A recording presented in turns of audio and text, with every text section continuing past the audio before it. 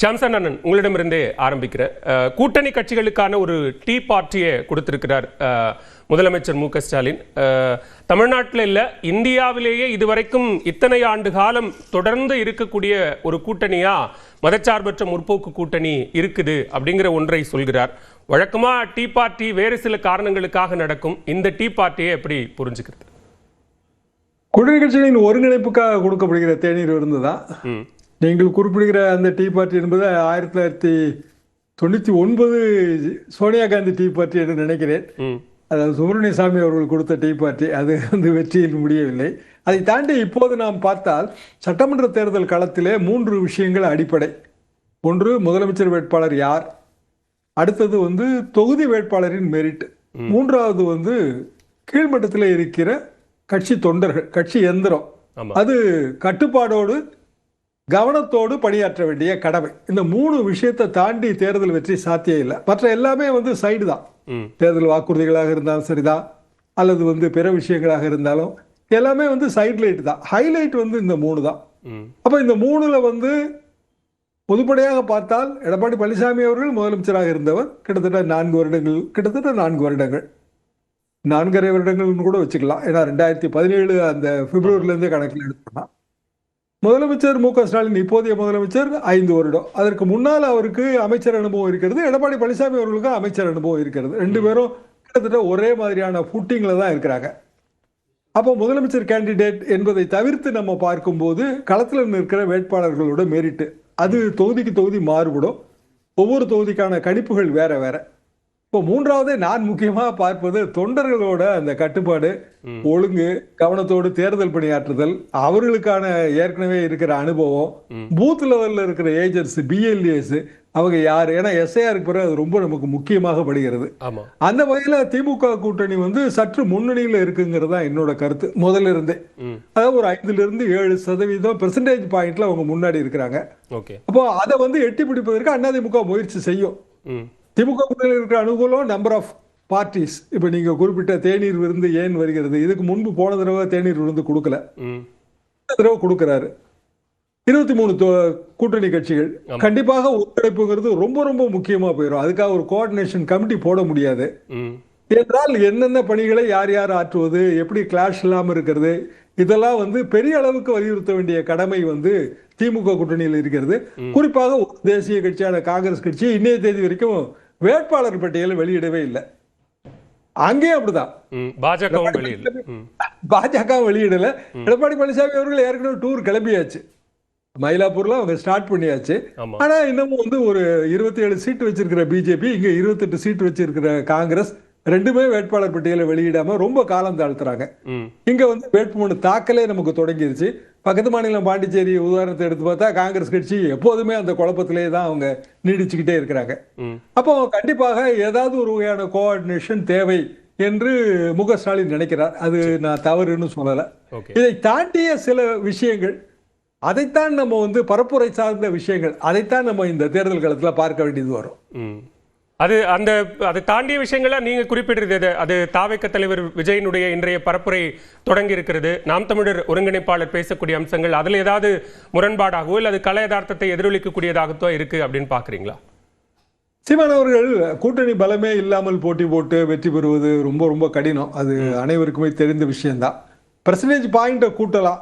அவருக்கு ஆக்சுவலா சீரியஸா ஒரு முதலமைச்சர் கேண்டிடேட்னு சொன்னாலும் முதலமைச்சர் ஆவதற்கான அந்த வியூகம் அவர் வகுக்கல.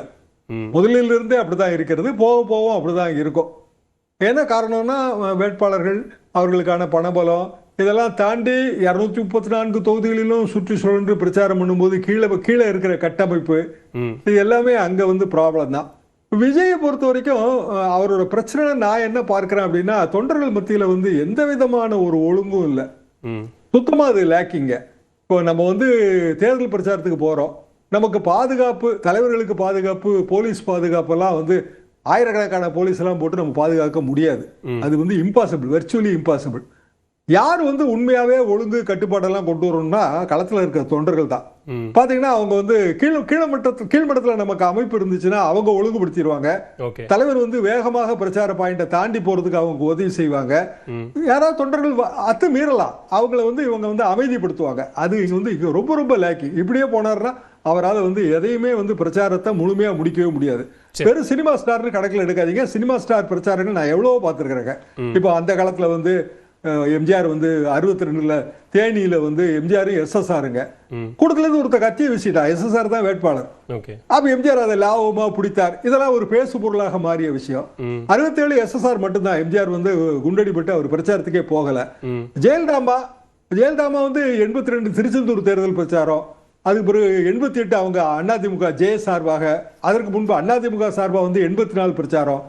இவங்க எல்லாருமே வந்து சினிமா ஸ்டார்ஸா பெரிய அளவுக்கு புகழ் வச்சவங்க, அல்லது வந்து ஜெயலலிதா சினிமா ஸ்டாரா இல்லாத போதும் அவங்களுக்கான அந்த ஒரு பெரிய அளவுக்கு மக்கள் ஈர்ப்பெல்லாம் இருந்தது. சிவாஜி கணேசன் ஒரு திருவண்ணாமலையில இருந்து டூர் போகும்போது நாங்க எல்லாம் கூட தான் போனோம். கூட்டம்லாம் வருங்க, ஆனா தொண்டர்கள் வந்து கட்டுக்கோப்பா இருப்பாங்க. சிவாஜிக்கு அவர் அப்ப தமிழக முன்னேற்ற முன்னணி புதுக்கட்சி தொண்டர்கள் வந்து கட்டுக்கோப்பா இருப்பாங்க. அவர் வேகமாக போவதற்கு உதவி செய்வாங்க. இங்க வந்து அது இல்ல. சரி, இந்த பிரச்சனையில விஜயால பெரிய அளவுக்கு பிரச்சாரத்தை நிறைவு செய்ய முடியுமா? இல்ல எனக்கு பாதுகாப்பு கொடுக்கணும்னா எவ்வளவு பாதுகாப்பு எப்படி கொடுக்க முடியும்? எல்லா தேர்தல் திட்டமிட்ட தொகுதிகள்ல 4 இடங்கள் திட்டமிட்டதுல 2 இடங்கள்ல தான் பரப்புரை செஞ்சிருக்கிறார். அதான் இந்த இப்படித்தான் இவங்க பிரச்சாரம் பண்ண போறாங்க அப்படின்னா அவங்களால எந்த இடத்துலயும் கம்ப்ளீட் பண்ணவே முடியாதுங்க.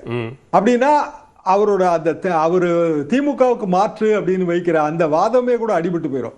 ஏன்னா திமுக தொண்டர்களோட கட்டுக்கோப்பு இப்போ அதிமுக எடுத்துக்கோமே, நல்ல கட்டுக்கிடக்காத கூட்டம் வருது. எடப்பாடி பழனிசாமி அவர்களுக்கு என்ன கூட்டம் குறைவாக வருகிறது. ஆனா அவங்க வந்து எவ்வளவு ஓரளவுக்கு ஒரு கட்டுக்கோப்பா இருக்கா, பொதுமக்களுக்கு ட்ரபிள் கொடுக்கல இல்லைங்க. இப்ப ஒரு தலைவர் வந்துட்டு போறாரு, நான் வந்து 4 மணி நேரம் டிலே ஆகிறேன். முதல் கூட்டம் திருச்சி கூட்டத்துல விஜய் வந்தாரு, அவ்வளவுதான். அங்க எல்லாமே வந்து பூரா வந்து இவங்க வந்து 2 வீலர் எடுத்துட்டு விஜய் வண்டிக்கு பின்னாடி போனாங்க. பொதுமக்களோட துன்பமும் துயரமும் சொல்லி மாளாது. இப்பவும் அதே தாங்க. இப்போ இன்னைக்கு பாத்தீங்கன்னா அவர் போன ஏரியாவோட சைடு ஏரியா பூரா வந்து டிராபிக் ஜாம். சிம்பிள் ரீசன் என்ன அப்படின்னா அவங்க வேணும்னே அதை செய்யறாங்களோன்னு சந்தேகமே எனக்கு இருக்கு. இதுதான் நம்மளோட பாப்புலாரிட்டி. விஜயை பாக்குறதுக்கு அவ்வளவு கூட்டம் கட்டு கிடக்காம வருது. ஆத உடனே சொல்றாரு கரூர் மாதிரியான சதி செயல் நடக்கிறது அப்படின்னு. கரூர் சதி செயல் சிபிஐ என்ன விசாரணை பண்ணிட்டு இருக்குங்கிறது எல்லாருக்கும் தெரியும். அப்போ விஜயால இந்த பிரச்சார பயணத்தை முழுமையாக நிறைவு செய்ய முடியுமா, இந்த சந்தேகம் வருது. இதுதான் இவரோட ஸ்டைலு ஆபரேஷன் அப்படின்னா அவர் வந்து அந்த திமுகவுக்கு மாற்றுகிற வாதம், அதிமுகவுக்கு மாற்றுங்கிற வாதம் கூட அங்க எடுவிடாது. சரி, ஓகே. முதற்கட்ட பார்வையை எடுத்துக்கிறேன் திரு ஷாம். பேசுவோம் திரு பிரியன். இங்க எத்தனை முனை போட்டி வந்தாலும் திமுகவே ஆட்சியை பிடிக்கும் அப்படின்னு ஒரு பக்கம் முதல்வரும், மறுபக்கம் என்டிஏ கூட்டணி வெல்லும் ஆனா அதிமுக ஆட்சி அமைக்கும் அப்படின்னு திரு எடப்பாடி பழனிசாமியும் பேசுறாங்க. இந்த தலைவர்களினுடைய பேச்சுக்கள் அப்படிங்கிறது களத்தை எதிரொலிக்க கூடியதா இருக்கா? இது ஒரு பரப்புரை பேச்சா பார்க்கணுமா? இப்படி எல்லா தலைவர்களும் வந்து தொண்டர்களுக்கு நம்பிக்கை ஊட்டும்படியாக தான் பேச வேண்டிய கட்டாயத்தில் இருக்காங்க. ஏன்னா இந்த எலெக்ஷன்ஸ் கொஞ்சம் வித்தியாசமான எலெக்ஷனாக போயிட்டு இருக்கிறதா நான் பார்க்குறேன். ஆக்சுவலாக அதுக்கு முக்கியமான காரணம் விஜய் தான். ஆக்சுவலாக விஜய் வந்து ஒரு காட்டாறு போல் அவருக்கு பின்னாடி ஒரு ஆதரவு போயின்னு இருக்கிறத பார்க்கும்போது அது அந்த காட்டாறு எங்கே போய் எந்த சேதத்தை விளைவிக்கும், அது யாரை பாதிக்கும்ன்றது ரொம்ப கேள்விக்குறியான ஒரு விஷயமாக நான் பார்க்குறேன். அது இன்னும் ஒரு கட்டுப்படுத்த முடியாத, கண்டுபிடிக்க முடியாத ஒரு விஷயமா அது இன்னும் போயிட்டுருக்கிறது நம்ம பார்க்குறோம். நம்ம அது எப்படி போய் என்ன மாதிரி விளைவுகளை ஏற்படுத்தும் நமக்கு தெரியாது. ஆனால் ஏதோ ஒரு டேமேஜ் அது பண்ண போது அது யாருக்கு பண்ண போகுதுன்றது நமக்கு யோசனையாக இருக்குது ஆக்சுவலாக. ஸோ அது வந்து சில பேருக்கு இப்போ கேட்குறதுக்கு ரொம்ப தமாஷா கூட இருக்கலாம். பட் ஆனால் உண்மை நிலைமை அதுதான். கீழ் லெவலில் வந்து அவர் வந்து ஆட்சியை பிடிச்சிருவார், முதல்வர் ஆகிடுவார், அந்த ஆஸ்பெக்ட்லாம் நான் போவே இல்லை. பட் ஏதோ ஒரு வடிவத்தில் அவருக்கு வந்து ஒரு பெரிய ஒரு ஆதரவு இருக்குது. அது ஓட்டாக மாறுமா மாறாதான்றதெல்லாம் எனக்கு சந்தேகத்துக்குரிய. அப்படி ஒரு காட்டாறு மாதிரியான ஒரு ஆதரவு அலை அப்படி இருக்குது அப்படின்னா ஒரு தொகுதியில் நின்று போட்டியிட்டு பலத்தை நிரூபிக்கக்கூடிய அளவுக்கான அந்த பலத்தை வெளிப்படுத்தி இருக்கலாம்ல. அப்போ 2 தொகுதிகளில் போட்டி அப்படின்னும் போதே அந்த அலை கொஞ்சம் குறைவாக இருக்கோ, எனக்கு கன்சாலிடேட் ஆகி நீங்கள் சொல்கிறது அது வந்து வாக்குகளாக மாறி நமக்கு அந்த வெற்றியை கொடுத்துருமா அப்படிங்கிற ஒரு சந்தேகம் இருந்ததுனால தானே 2 தொகுதிகளில் போட்டிங்கிற முடிவு எடுக்கப்படுது. 2 தொகுதிகள் போட்டி எல்லாருமே போடுறாங்க சார். ராகுல் காந்தி 2 தொகுதியில் போட்டி போடலையா? ஜெயலலிதா காங்கேயத்திலையும் பர்கூர்லையும் போட்டி போடலையா? அது வந்து ஒன்றும்